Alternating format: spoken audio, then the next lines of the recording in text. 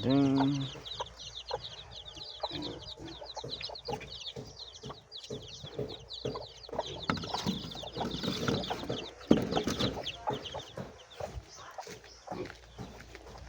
Gitu kan dapat tulibok.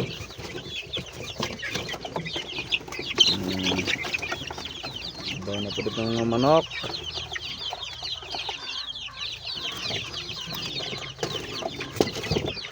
Hon marilis na sad ni.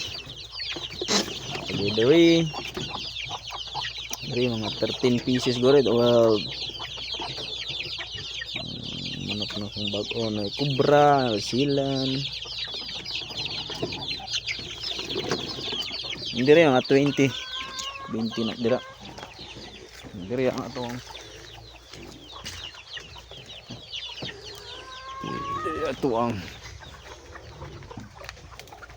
mga breeder, mga ihawon uban ito mga breeder. Misligo kana mga pohon breeder kani ang mga papa sa mga manok. Kana is native nok ihalas gina, pure ihalas. Kana bantam. May mga basilan sila og napagilaing mga piso. Di sila nangitlog na ni sila mga breeder na mga piso na kadare. Klase ni mga inahan ani. Jugaw lang kuandron. Iithan mo kayo na bro. Indo kagagmay ani mga gipanglain ako na siya. Kanang nakuan sa inaan. Gilain lang. Isuon. Abo ko bag-o. Karon kuha ni Brood Antoy.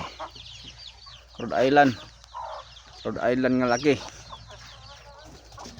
Bago na siya nga piso dere. At kabok yung piso.